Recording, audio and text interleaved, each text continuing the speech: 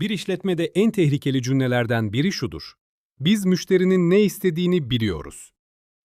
İlk bakışta bu cümle çok güvenli gelir. Hatta profesyonel bile duyulur. Çünkü yıllardır aynı işi yapıyoruzdur. Aynı müşterilerle çalışıyoruzdur. Aynı ürünleri üretiyoruzdur. Aynı şikayetleri duyuyoruzdur. Ama asıl tehlike tam da buradadır.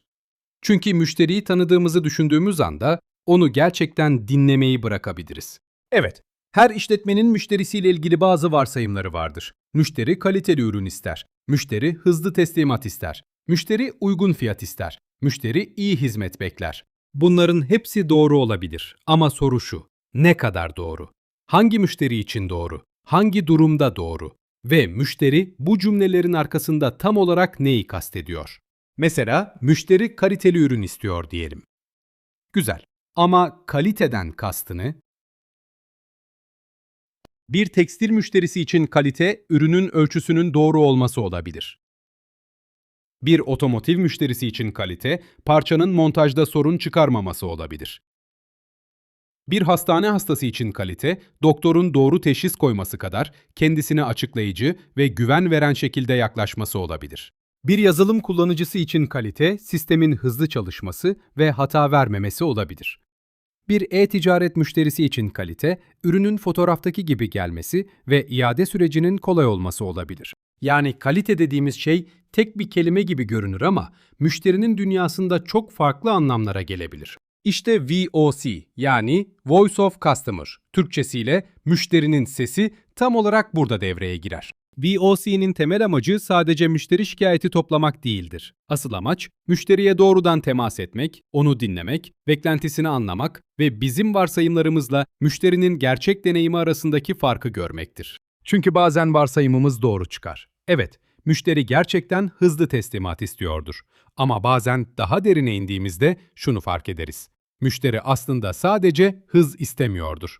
Gecikme olacaksa önceden haber verilmesini, net bilgi almayı ve sürpriz yaşamamayı istiyordur. Bu çok önemli bir farktır. Çünkü biz problemi teslimat hızı sanırken, müşteri için asıl değer güvenilir iletişim olabilir. Bir başka örnek düşünelim. Bir eğitim platformunda kullanıcı içerikler daha iyi olmalı diyebilir. Bu çok genel bir ifadedir. Eğer kullanıcıyla konuşmazsak bunu yanlış anlayabiliriz. Belki videoların görüntü kalitesinden bahsediyordur. Belki örneklerin gerçek hayattan uzak olduğunu düşünüyordur. Belki de konuyu anladıktan sonra nasıl uygulayacağını bilemiyordur. Gördüğün gibi müşteri bazen tek cümle söyler ama o cümlenin arkasında koca bir içgörü vardır. İçgörü dediğimiz şey, müşterinin söylediği cümlenin arkasındaki gerçek nedeni ve gerçek ihtiyacı görmektir. İş hayatında bu yüzden masadan kalkmak gerekir. Sadece rapora bakmak, sadece dashboard izlemek, sadece toplantıda yorum yapmak yetmez. Müşteriyle konuşmak gerekir. Sahaya gitmek gerekir. Şikayetin yaşandığı ana yaklaşmak gerekir.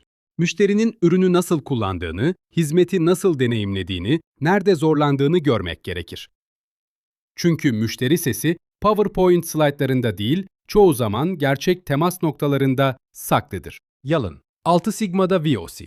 Özellikle Demake'in Define yani tanımlama aşamasında kritik öneme sahiptir. Çünkü problemi doğru tanımlamak için önce müşterinin dünyasını anlamamız gerekir. Eğer müşteriyi dinlemeden problem tanımlarsak, kendi bakış açımızla proje başlatırız. Kendi varsayımımıza göre hedef koyarız. Kendi düşündüğümüz çözümü üretiriz. Sonra da şaşırırız. Bu kadar uğraştık ama müşteri neden hala memnun değil? Cevap basittir. Belki de doğru problemi çözmedik. VOC bize şunu hatırlatır: müşteri hakkında konuşmak başka bir şeydir, müşteriyle konuşmak başka bir şeydir. Bir üretim firmasında müşteri termin istiyor demek kolaydır.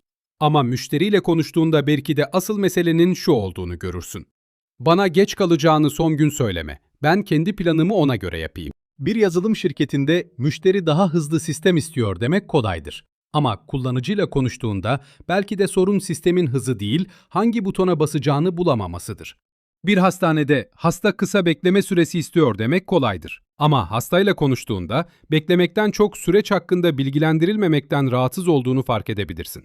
Bir perakende mağazasında müşteri uygun fiyat istiyor demek kolaydır. Ama müşteriyle konuştuğunda fiyat kadar beden bulabilmenin, kolay değişim yapabilmenin ve güvenilir ürün almanın da değer olduğunu anlarsın.